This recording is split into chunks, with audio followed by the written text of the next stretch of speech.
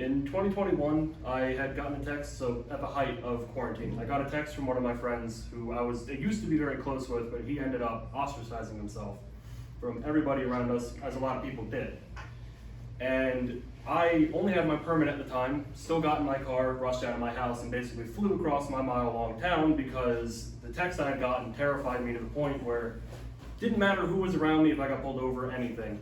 I run into his house and he's sitting in his basement on his bed, room's disgusting, windows are all covered, everything. He's crying and he's telling me that he wished he had found the courage within himself to fully end things. And with that, I want to get into the fact that the US gun control laws that we currently have aren't doing anything for what's actually going on.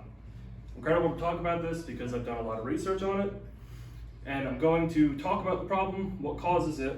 I'm going to go into my own solution that I've made, as well as I'm going to address the opposition. Now that we know, I'm going to be persuading you about the US gun control laws and how they focus on the completely wrong issues. First, I want to talk about the actual problem. The problem is that the gun violence and crime rates in America are still going up, and they show no signs of stopping. This is a graph from the Gun Violence Archive. They use a collection of data from police departments all over the country. As this is March 24th, 2023, so very recent, 9,746 people have already died in reported gun violence cases. From the same source, in 2022, 20,200 people also passed away from gun violence reported crimes. The suicide rates from that are still pending. They still can't gather all the information on it. And also from another source, which is Everytown Research, they're an organization that helps a lot with the mental health aspect of it. They say that having access to a firearm in your home triples the risk of suicide completely. And that's just by having it. It doesn't matter if it's in the case, that's just owning it. Following that, since I've addressed the problems at hand, I want to get into the actual causes of them.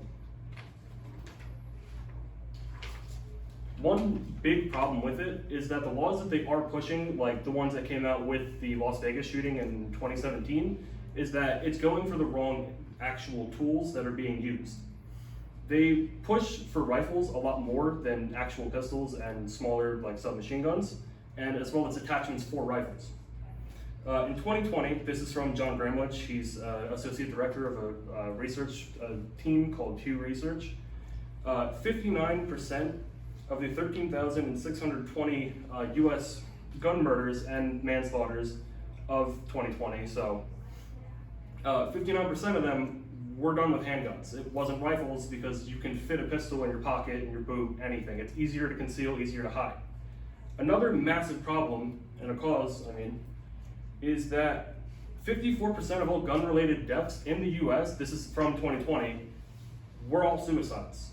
The rest being, other is actually, they don't fully know what it was, or it was accidents in the homes where like a child had access to the firearm and accidentally set it off. The rest were all murders. Majority of them are also from gang violence cases where they're coming from cities like Chicago and Los Angeles where people aren't necessarily taken care of the greatest. So these communities fall apart and it turns into basically urban warfare. Now that we've talked about the causes of the problem, I want to get into the solutions that I've come up with. I believe that a massive way to combat the growing rates is we need to first push for much stronger media much stronger media presence, that's the word, about normalizing the mental illnesses that we all suffer from. A lot of people actually suffered from depression, and some even got into suicidal ranges during quarantine because we were all home. You couldn't go out, couldn't do anything. Another massive thing we need to eradicate is slacktivism. If you don't know what slacktivism is, well, I guarantee you if I go on my phone and I go through Instagram, I'll find at least 9 posts. The problem is that it's the brightly colored information graphs that we all see, and it's just saying pray for this country or pray for this city after something bad happens. The problem is that it's not actually solving the problem. You are spreading awareness, and that's not a bad thing, but there's a downside to that, and people become desensitized to it. Because they're seeing it so much, it doesn't mean as much. It's also why with the news, they constantly pump it out because they know somebody will look at it, but it's not terrifying. It's just scary enough that you'll look at it. Also on top of that, with no media actual presence there, you're not stopping people from becoming criminals, because people that do commit suicide are still considered criminals because it's still taking a life. And though even with my own solutions, people are going to disagree with me, and that's just how it is. Massive point with the opposition is that we need to focus on mass shootings because we hear about it constantly. The only issue with this, and I do agree, if you do put out gun laws to the point where you can't access firearms, they're going to go down. Mass shootings aren't going to exist because they don't really have guns.